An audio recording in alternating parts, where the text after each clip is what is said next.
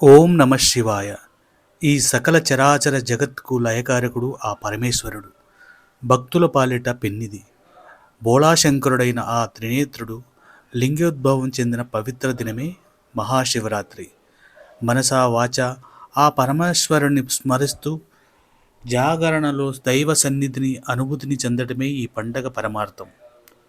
శివయ్యకు భక్తులంటే ప్రీతి, భక్తులకు శివుడంటే నమ్మకం.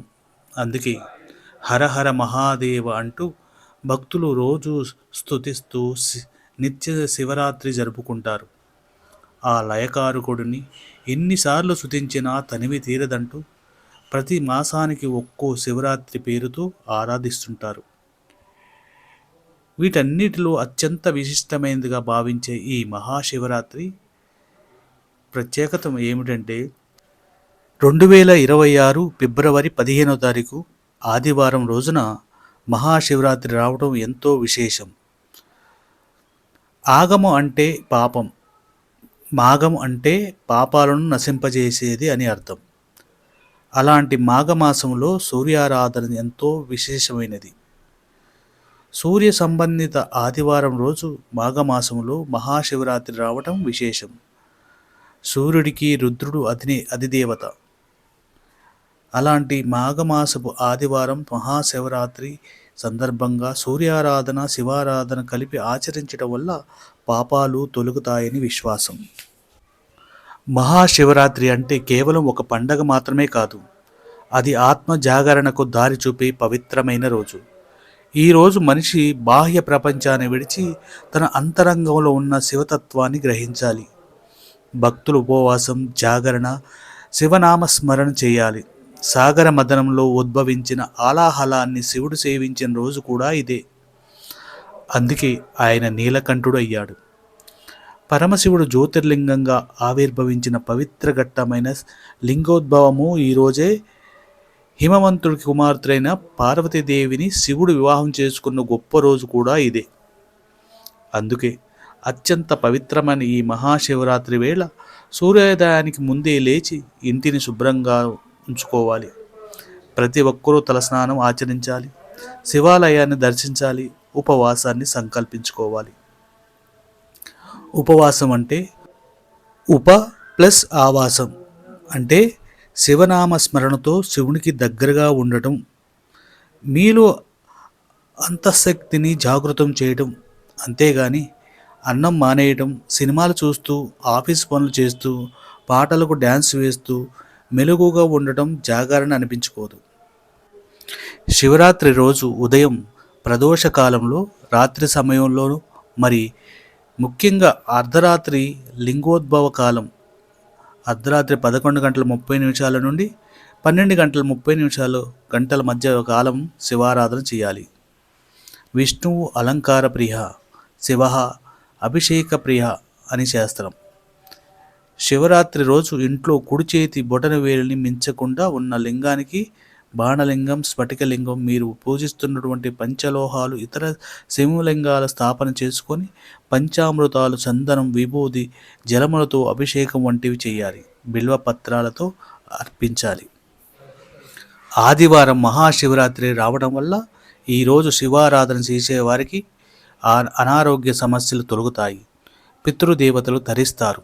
శివారాధన వల్ల ఆరోగ్యం, ఆయుష్, యశస్సు, కీర్తి, విజయాలు దక్కుతాయి.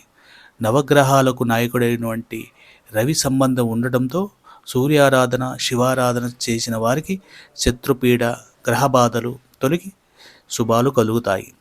ఈ శివరాత్రి రోజున ఉపవాసం, జాగరణ, ఓం నమ శివాయ మంత్రజపం, రుద్రాభిషేకం, బిల్వార్చనతో పాటు దానం చేసిన వారికి పాపాలు తొలగి ఆరోగ్యం, ఐశ్వర్యం, సంతాన సౌఖ్యం, మానసిక ప్రశాంతత, మోక్ష ప్రాప్తి కలుగుతాయి. ఓం నమ శివాయ. సర్వేశ్వరాయ విద్మహే శూలహస్తాయ ధీమహి తన్నో రుద్ర ప్రచోదయాత్. ఓం నమ శివాయ. ఓం నమ శివాయ. ఓం నమ శివాయ.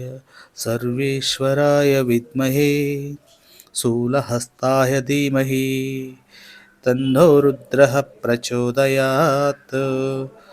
नमः पार्वतीपतये हर हर महादेव शम्भो शङ्कर शिव शिव शङ्कर हर हर शङ्कर शिव शिव शङ्कर हर हर शङ्कर शिव शिव शङ्कर हर हर शङ्कर ॐ नमः शिवाय ॐ नमः शिवाय ॐ नमः शिवाय ॐ नमः शिवाय ॐ नमः शिवाय ॐ नमः शिवाय हर हर महादेव शम्भो शङ्कर नमः पार्वतीपतये हर हर महादेव शम्भो शङ्कर शिव शिव शङ्कर हर हर शङ्कर శివయ్య అందరిని చల్లగా చూడు.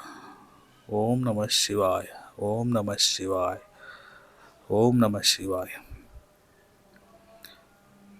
అందరికీ నమస్కారం అండి.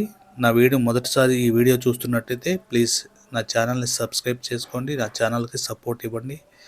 అందరికీ ఆ శివయ్య ఆశీస్సులు ఉండాలని మనస్ఫూర్తిగా కోరుకుంటున్నాను. ఓం నమ శివాయ శివ శివ హర హర మహాదేవ శంభో శంకర.